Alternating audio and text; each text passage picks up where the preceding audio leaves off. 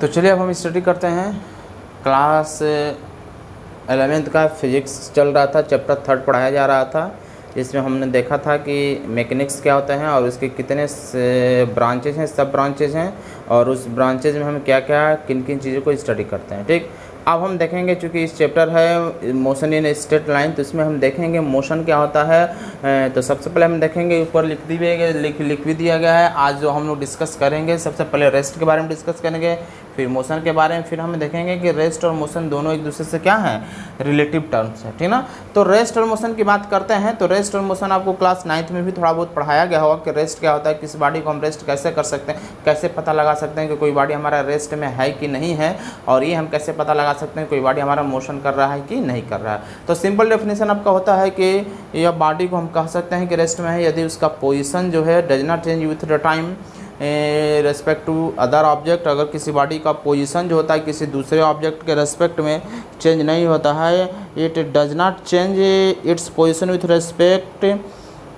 Respect to its surrounding with the passes of town, यानी अपने surrounding के respect में वो जो है किसी ऑब्जेक्ट, यानी साफ कहने का तात्पर्य ये है कि वो टाइम के साथ साथ उसका पोजीशन जो है चेंज ना हो with respect to other object, ठीक ना। तो यहाँ पर जो टर्म हम यूज़ करते हैं पोजीशन, ये एक नया टर्म्स हमारा बन जाता है। पोजीशन क्या होता है इसके बारे में थोड़ा हम डिस्कस करेंगे।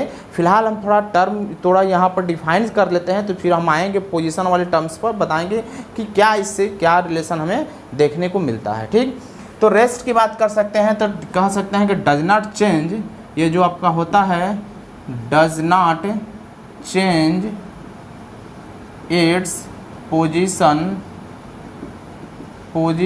With respect to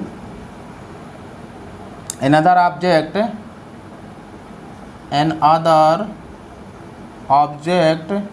with time के साथ जो है अपना पोजीशन चेंज नहीं कर सकता। मोशन में क्या कर सकते हैं कि इट चेंज इट्स पोजीशन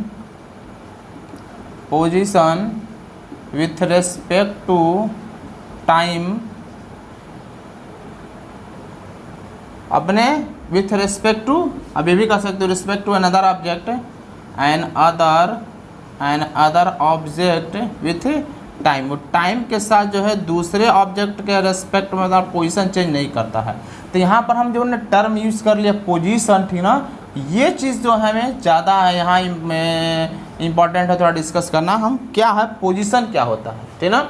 अच्छा, दूसरी चीज़ हम यहाँ रेस्ट और मोशन में ये देख सकते हैं कि जब भी हम किसी ऑब्जेक्ट रेस्ट के बारे में स्टडी करते हैं कि बॉडी हमारा रेस्ट में है या मोशन में है, ठीक ना, हम जनरली हम मोशन की बात करते हैं कि कोई हमें ये पता करना कि कोई बॉडी हमारा मोशन में है कि नहीं।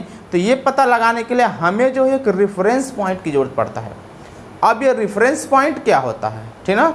जैसे सपोज दैट कि मैं ये पूछूं कि जैसे मैं कहूं कि सपोज दैट मैं बाइक से जा रहा हूँ रोड पर, ठीक ना, तो हम ये देखेंगे कि हमारा जो पोजीशन है चेंज हो रहा है कि नहीं। ये देखने के लिए हम देखेंगे कि हमारे बगल वाला जो ट्री है वो ट्री अपने जगह पर फिक्स है, वो जो है चेंज नहीं कर रहा है अपना प्लेस, और हम जो है प्लेस चेंज कर रहे हैं। कभी जो है हमारे सामने ट्री है, ट्री वहीं का वही है, हमने देखा कि 5 मिनट बाद हमारा ट्री जो है वहीं का वहीं है, और मैंने अपना प्लेस क्या किया, ट्री से हटाकर कुछ दूर पर जाकर हम देखें कि हमारा प्लेस चेंज हो गया, बट ट्री का प्लेस चेंज नहीं हो रहा। तो हम किससे कंपेरिजन कर रहे हैं, किसी एक फिक्स ऑब्जेक्ट से चेंज करते हैं, कंपेरिजन करते हैं अपनी स्थिति की, अपनी जो है पोजीशन का जो है। हम यहाँ पर थे और हम क्या किए वहाँ पर चले गए, बट हम देख रहे हैं कि हमारे बगल में जो ऑब्जेक्ट था वो अपने जो है प्लेस में चेंजिंग नहीं कर रहा, तो हम कंपेरिजन कर रहे हैं उससे। तो वो मेरे क्या हो जाएगा, रेफरेंस पॉइंट होगा। किसी भी ऑब्जेक्ट का पोजीशन के बारे में पता लगाने के लिए हमें एक फिक्स पॉइंट की ज़रूरत होती है, और अपनी सुविधा के लिए जो फिक्स पॉइंट जो हम कार्टेशियन प्लेन में ओरिजिन को ले लेते हैं कि ओरिजिन जो होता है मेरा क्या होगा, फिक्स पॉइंट होगा, और वहाँ से जो हम हर एक ऑब्जेक्ट के पोजीशन के बारे में पता लगा सकते हैं, ठीक ना। तो जैसे मान लीजिए आपसे पूछा जाए कि मेरा पोजीशन क्या है, तो आप क्या बताएंगे, बोलिए क्या बताएंगे। अगर पूछा जाए कि आप मेरा पोजीशन क्या है, तब क्या बताएंगे, क्या मेरे सामने क्या है। अब तो मैं तो आपके भी सामने हूँ, उनके भी सामने हूँ, उनके सबके सामने हूँ, ठीक। मेरे सामने क्या होता है, सराउंडिंग चेंज होगा।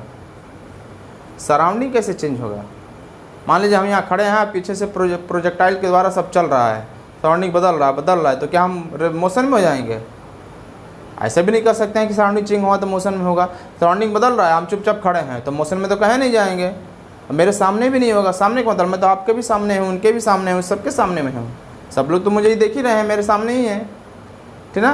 तो किसी भी ऑब्जेक्ट के मोशन के बारे में पता लगाने का हमें जो है रेफरेंस पॉइंट की जरूरत होता है। हाँ, जैसा अभी आपने बताया कि क्या बताया, एक चीज़ आपने जो अभी बताया कि मेरे सामने, तो आप क्या बता रहे हैं? अब मेरे मतलब अपने आप को जो है आप एक फिक्स पॉइंट मांग रहे हैं, अपने आप को आप रेफरेंस पॉइंट मान रहे हैं। तो वो जो है आपसे पोजीशन पूछा जाएगा, तब मतलब मेरे सामने मतलब क्या कि आप मुझसे जो है 5 मीटर की दूरी पर है, तो आप अपने आप को एक रेफरेंस पॉइंट मान रहे हैं, ठीक ना। तो किसी भी चीज़ की, किसी भी बॉडी के मोशन के बारे में पता लगाने के लिए हम क्या करते हैं? एक रेफरेंस पॉइंट चॉइस करते हैं, और इस रेफरेंस पॉइंट से हम कंपेरिजन करते हैं कि इस रेफरेंस पॉइंट से ऑब्जेक्ट के पोजीशन में चेंजिंग हो रही नहीं, उसके स्थिति में जो है चेंजिंग हो रही है कि नहीं। अगर चेंजिंग हो रहा है टाइम के साथ तो हम बोलेंगे वो मोशन में है, और अगर चेंजिंग नहीं होगा टाइम के साथ तो बोलेंगे कि वो मोशन में नहीं है, ठीक ना। दूसरी चीज़ तो हम यहाँ कह सकते हैं कि rest and motion are relative terms. Rest और मोशन एक दूसरे से क्या होता है? रिलेटिव टर्म्स होता है। कैसे होता है हम देखते हैं। जैसे देखिए, मान लीजिए आप किसी कार में ट्रेवल कर रहे हैं और आपके साथ एक व्यक्ति बैठा हुआ है, तो आप कार ट्रेवल कर रहा है, आप देखोगे कि कार मोशन भी कर रहा है, और मेरे बगल में जो व्यक्ति है हमेशा मेरे साथ ही चला जा रहा है। कार में बैठे बैठे आप पोजीशन चेंज करेंगे। अभी आपके सामने ट्री आएगा, अभी आपके सामने शॉप आ जाएगा, फिर हॉस्पिटल आ जाएगा, फिर किसी का मकान आ जाएगा, सबको क्रॉस करते हुए निकल जाएंगे। तो आप तो ये कहेंगे कि मैं मोशन में हूँ, बट आपका पास में जो बैठा हुआ पर्सन है वो क्या बोलेगा कि आप मोशन में नहीं हैं, क्योंकि आप पहले भी मेरे पास थे और आज भी अभी भी क्या है, मेरे बगल में ही बैठे हैं। मतलब कि कार में बैठे व्यक्ति के रिस्पेक्ट में आप मोशन में नहीं हैं, बट बाहर, कार से बाहर अगर कोई व्यक्ति है, रोड पर व्यक्ति है, तो उसके रिस्पेक्ट में आप मोशन में। अगर बाहर से कोई व्यक्ति देखा तो वही कहेगा हाँ, कार में एक आदमी जो है बैठा है वो मोशन में, क्योंकि कार जा रहा है, उसका भी पोजीशन चेंज हो रहा है, और वो मेरे रिस्पेक्ट में काफ़ी जो है पोजीशन चेंज करता हुआ आगे बढ़ रहा है। इसका मतलब बाहर वाला व्यक्ति यही बोलेगा कि आप मोशन में हैं, पर आपके बगल में जो आपका पैसेंजर आपके साथ जो बैठा है वो नहीं कहेगा कि आप मोशन में है, क्योंकि आप उसके साथ तो हमेशा पोजीशन आपका उतना ही है। पहले भी आप उसके साथ थे, बगल में थे, आज अभी भी आप उसके बगल में हैं। तो इस तरह हम देख रहे हैं कि रेस्ट और मोशन, कोई ऑब्जेक्ट किसी दूसरे ऑब्जेक्ट के रिस्पेक्ट में अगर मोशन में है तो किसी अन्य ऑब्जेक्ट के रिस्पेक्ट में वो रेस्ट में भी हो सकता है।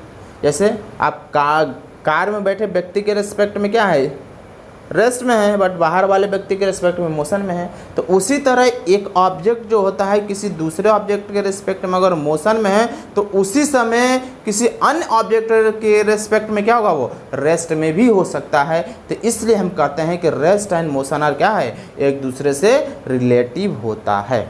ओके, तो ये मेरा जो 3 टर्म्स हमने डिस्कस किया। अभी हम पोजीशन के बारे में थोड़ा और डिस्कस करेंगे। इससे पहले जो है 1-2 और टर्म्स है उसको हम देख लेते हैं, तो फिर हम स्टडी करते हैं इसके बारे में। तो इस तरह हमने देखा कि जो रेस्ट और मोशन जो होता है एक दूसरे से क्या होता है, रिलेटिव टर्म होता है। अब हम यहाँ पर देखेंगे क्या कोई ऐसा ऑब्जेक्ट है जो एब्सोल्युटली रेस्ट या एब्सोल्युटली मोशन के मोशन हो। तो हम कह सकते हैं एब्सोल्युटली रेस्ट और एब्सोल्युटली मोशन आर अननोन। हम ये नहीं कह सकते हैं कि कोई ऑब्जेक्ट जो है पूरी तरह से रेस्ट में है और कोई ऑब्जेक्ट जो है पूरी तरह से मोशन में है, ठीक ना।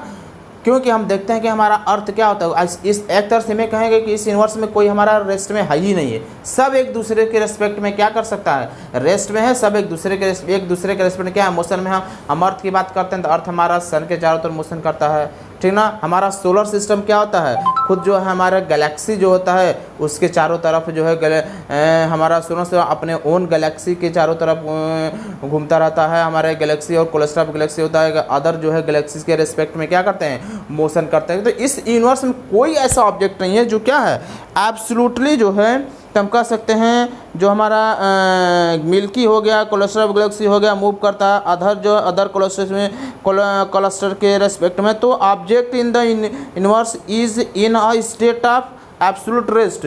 कोई ऐसा ऑब्जेक्ट नहीं है यूनिवर्स में, कोई ऐसा ऑब्जेक्ट नहीं है जो एब्सोल्यूट रेस्ट में हो। वो किसी न किसी ऑब्जेक्ट के रिस्पेक्ट में क्या करता है, मोशन ही करता है। हाँ, तो इसीलिए जो है हम एब्सोल्युटली रेस्ट और एब्सोल्युटली मोशन की बात नहीं कर सकते हैं। हम जब भी बात करते हैं तब रिलेटिव मोशन और रिलेटिव जो है रेस्ट को ही रियलाइज़ कर सकते हैं, एब्सोल्युटली मोशन और एब्सोल्युटली रेस्ट को रियलाइज़ नहीं करते, क्योंकि इस यूनिवर्स में कोई ऐसा है ही नहीं जो एब्सोल्युटली रेस्ट हो, ठीक ना। सब एक दूसरे के रेस्पेक्ट में क्या करते हैं, घूमते रहते हैं, या एब्सोल्युटली मोशन भी नहीं कर सकते। इसलिए सिर्फ हम क्या करते हैं, किसको रियलाइज़ करना है, हम रिलेटिव रेस्ट और रिलेटिव मोशन को रियलाइज़ करते हैं। एब्सोल्युटली रेस्ट और एब्सोल्युटली मोशन को हम रियलाइज़ नहीं कर सकते हैं, ठीक। तो ये रहा मेरा कि इस यूनिवर्स में कोई भी ऐसा नहीं है जो कि एब्सोल्युटली रेस्ट और एब्सोल्युटली मोशन में हो। चलिए तो हम नेक्स्ट स्टडी करते हैं मोशन इन 1, 2 एंड 3 डायमेंशन। अब हम देखेंगे कि 1, 2 और 3 डायमेंशनल मोशन क्या होता है, ठीक। तो आप जानते हैं कि जो हमारा कोऑर्डिनेट सिस्टम होता है 3 होता है, एक्स, वाई और जेड होता है। तो जो मोशन सिर्फ तीनों में से किसी एक जो है कोऑर्डिनेट को स्पेसिफाई करता है, कोई एक कोऑर्डिनेट उसमें शामिल होता है उसके पोजीशन को स्पेसिफाई करने के लिए, तो उसको हम बोलते हैं 1 डायमेंशन, यानी या तो उसमें एक्स एक्सिस आता हो, या तो वाई एक्सिस आता हो, या तो जेड एक्सिस आता हो, ठीक ना। तीनों में से कोई एक ही एक्सिस इन्वॉल्व होता है उसके पोजीशन को स्पेसिफाई करने के लिए। तो ऐसे जो है मोशन होता है उसको हम बोलते हैं 1 डायमेंशनल मोशन। जैसे हमारा क्या है, कोई कार जो कोई ट्रेन स्ट्रेट लाइन में जा रहा, तो अगर कोई ट्रेन हो, ट्रेन अगर मेरा स्ट्रेट लाइन में जाएगा तो क्या होगा, उसमें सिर्फ एक्स एक्सिस आएगा, ठीक ना। सिर्फ एक्सिस, 3 एक्सिस होता है ना, एक्स वाई 3 एक्सिस होता है। आपको पता है कि 3 कोऑर्डिनेट एक्सिस होते हैं। तो तीनों में से अगर कोई कार अगर जा रहा है स्ट्रेट लाइन में तो क्या होगा, तीनों में से कोई एक ही एक्सिस मेरा इन्वॉल्व होगा, है ना सर। तो 3 में से कोई एक एक्सिस इन्वॉल्व है तो इसका मतलब वो 1 डायमेंशनल मोशन हो गया। एग्जाम्पल हम कह सकते हैं motion of the train in railway track, या फ्री फॉलिंग बॉडी, अगर फ्लिंग बॉडी कोई ऊपर से आ भी रहा तो क्या है कि स्ट्रेट लाइन में ही नीचे आएगा। तो हो सकता है वाई एक्सिस हो या तो जेड एक्सिस हो, कोई एक ही एक्सिस होगा, या एक्स एक्सिस ही होगा, तो कोई एक ही एक्सिस उसमें इन्वॉल्व होगा तीनों में से। तो 3 कोऑर्डिनेट एक्सिस में से अगर ये एक्स एक्सिस हो, ये वाई एक्सिस, किसी को एक्स वाई जेड ले सकते हैं, बस तो तीनों एक दूसरे के क्या होना चाहिए, परपेंडिकुलर होना चाहिए, ठीक। इसमें ऐसा नहीं है कि हम इसी को एक्स वाई जेड लेंगे, किसी को एक्स वाई जेड ले सकते हैं। तो तीनों में से कोई एक ही एक्सिस अगर इन्वॉल्व होता है तो उसको बोलते हैं 1 डायमेंशनल मोशन। तो हम यहाँ पर कह सकते हैं 1 डायमेंशनल मोशन में कह सकते हैं कि the motion of the body is said to be the 1 dimension. यहाँ लिख सकते हैं 1 डायमेंशन मोशन के अगर हम बात करते हैं तो मोशन कह सकते हैं अ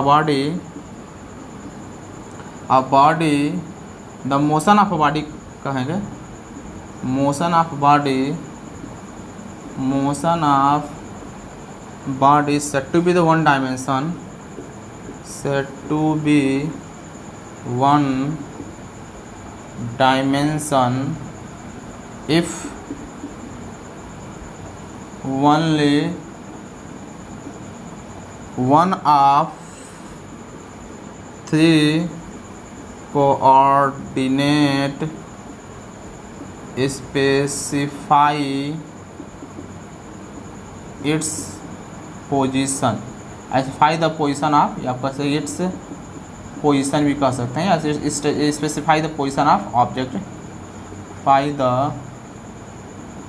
पोजिशन ऑफ ऑब्जेक्ट। यदि बॉडी के पोजीशन को स्पेसिफाई करने के लिए तीनों एक्सिस में से कोई एक ही एक्सिस इन्वॉल्व होता है, एक्स वाई जेड में से कोई एक ही एक्सिस इन्वॉल्व होता है, तो ऐसे मोशन को हम बोलते हैं 1 डायमेंशनल मोशन, ठीक ना। नेक्स्ट हमारा आता है एग्जांपल मैंने अभी आपको बताया, ठीक ना। 2 डायमेंशनल मोशन जो होता है, 2 डायमेंशनल अगर मोशन की बात करते हैं तो इसमें क्या होता है, इसमें जो 2x2 जो है कोऑर्डिनेट सिस्टम आपका इन्वॉल्व होता है, या तो एक्स वाई होगा, तो वाई जेड होगा, या तो जेड एक्स होगा। तो हम कह सकते हैं the motion of the body set to be the 2 dimension motion if it's, या if 2 of the 3 coordinates specifying its position. अगर 3 में से 2 कोऑर्डिनेट जो होता है उसके पोजीशन को स्पेसिफाई करता है, तो ऐसे मोशन को हम बोलते हैं क्या, जैसे मान लीजिए स्ट्रेट लाइन मोशन हम कह सकते हैं। मान लीजिए कोई ऑब्जेक्ट है जो यहाँ से चल रहा है, यहाँ से अगर यहाँ से चला, पॉइंट O से चला, ये x1 डिस्टेंस कवर किया, ठीक। फिर यहाँ से ये मान लीजिए A पर पहुँचा और B पर पहुँचा, तो मान लीजिए वो x2 डिस्टेंस कवर किया। तो इसमें क्या है हमारा, सिर्फ वो एक ही स्ट्रेट में जा रहा है, ठीक ना। तो ऐसे मोशन को हम बोलते हैं स्ट्रेट लाइन मोशन। और जो मेरा 2 डायमेंशनल मोशन होता है उसमें क्या होता है, 2 डायमेंशनल मोशन में आपका ऑब्जेक्ट क्या होता है, दोनों एक्सिस आपका इन्वॉल्व होता है, एक्स और वाई। अगर कोई ऑब्जेक्ट ऐसे जा रहा है, ऐसे जिगजेग मोशन कर रहा है, तो देखिए यहाँ से वो एक्स एक्सिस भी बढ़ रहा है और यहाँ से ये एक्स एक्सिस भी जा रहा है, यहाँ से वाई एक्सिस भी जा रहा है, वाई एक्सिस भी जा रहा है, एक्स एक्सिस। अगर इसका कोऑर्डिनेट अगर ये x1 और y1 हो, यहाँ का अगर हम बात करते हैं तो यहाँ से इसका ये डिस्टेंस मेरा बढ़ भी रहा है, इधर से भी बढ़ रहा है, इधर से ये भी डिस्टेंस बढ़ रहा है, x2 और y2। तो मतलब इसमें दो कोऑर्डिनेट x और y दोनों इन्वॉल्व होते हैं, तो उसको हम बोलते हैं टू डायमेंशनल मोशन। तीन में से दो इन्वॉल्व है, तीन एक्सिस होता है, एक्स वाई जेड होता है, तो तीन में से एक देखिए ये एक्स एक्सिस और वाई एक्सिस यही दोनों इन्वॉल्व है, ये एक्स और ये यही दोनों आपका इन्वॉल्व है। तीसरा ये जेड एक्सिस इन्वॉल्व नहीं है, तो ऐसे को बोलते हैं टू डायमेंशनल मोशन, ठीक ना। और थ्री डायमेंशनल मोशन, इसका एग्जांपल हम कह सकते हैं कि कोई ट्रेन जो motion of the earth around the sun, sun जो हमारा अर्थ कहाँ करता है, सन के चारों तरफ प्लेनेट है अराउंड द सन, हमारा प्लेनेट हो गया, अर्थ हो गया, सन के चारों तरफ मोशन करता है, टू डायमेंशन मोशन करता है। या कोई कार जो है जिगजेग पाथ पर अगर कोई कार मोशन कर रहा है तो उसके मोशन को भी हम क्या बोलते हैं, टू डायमेंशनल मोशन ही होता है, उसमें भी टू एक्सिस आपका इन्वॉल्व होता है। थ्री डायमेंशनल मोशन की बात करते हैं कि कोई बॉडी हमारा थ्री डायमेंशनल मोशन कर रहा है कि नहीं, तो थ्री डायमेंशनल मोशन में हम कह सकते हैं जिसमें तीनों एक्सिस हमारा इन्वॉल्व होता है, ठीक ना, एक्स वाई और Z. The motion of the body is said to be the three dimensional if all the coordinate specifying the position of object. यदि सारा का सारा कोऑर्डिनेट उसके पोजीशन को स्पेसिफाई करता है तो ऐसे मोशन को हम बोलते हैं थ्री डायमेंशनल मोशन, ठीक है। तो थ्री डायमेंशनल मोशन में क्या होता है कि तीनों का तीनों कोऑर्डिनेट हमारा जो इसके मोशन को स्पेसिफाई करता है। जैसे हम बात करते हैं, ये आपका ऑब्जेक्ट है, ठीक ना, यहाँ पर है, तो ये आपका एक्स एक्सिस बताएगा, ये वाई एक्सिस बताएगा, साथ ही साथ ये जेड एक्सिस भी बताएगा कि इसका कोऑर्डिनेट हमारा कितना है। तो तीनों जो है एक्सिस जो है यहाँ पर उस पॉइंट को शो करेगा, तीनों एक्सिस आपको बताएगा कि उस प्रकार उसका मोशन हमारा कितना है, ठीक ना। तो ये देखिए ये तीनों एक्सिस हमारा शो कर रहा है, ये एक्स एक्सिस शो कर रहा है, वाई एक्सिस शो कर रहा है, इसके पॉइंट को यहाँ से यहाँ तक एक्स एक्सिस को बता रहा है, ये एक्स एक्सिस है, वाई एक्सिस ये एक्स एक्सिस है, वाई एक्सिस ये जेड एक्सिस बता रहा है, यानी x1 y1 और क्या होगा z1, तीनों एक्सिस जो इसमें इन्वॉल्व होता है। तो ऐसे मोशन को हम बोलते हैं थ्री डायमेंशनल मोशन। जैसे एग्जांपल में हो गया काइट आपका, अगर कोई पतंग उड़ रहा है तो क्या है, नीचे से आपका हम देखेंगे कि उसका पोजीशन हॉरिजॉन्टल कितना है, फिर वर्टिकल कितना है, फिर हम देखेंगे वो जो है किस पोजीशन पर आपका वो है। तो तीनों एक्सिस से एग्जाम होता है। तो फ्लाइंग ऑफ द काइट या फ्लाइंग ऑफ द एरोप्लेन जो होता है, एरोप्लेन जो हवा में उड़ता है तो क्या होता है, थ्री डायमेंशनल मोशन होता है, जिसमें तीनों एक्सिस हमारा इन्वॉल्व होता है। तो इस तरह हमारा जो है वन डायमेंशनल, टू डायमेंशनल और थ्री डायमेंशनल हमारा मोशंस ये होता है। अब हम बात करते हैं स्पीड के बारे में, ठीक ना। स्पीड क्या होता है, तो स्पीड स्टार्ट करने से पहले pause the video to note it down.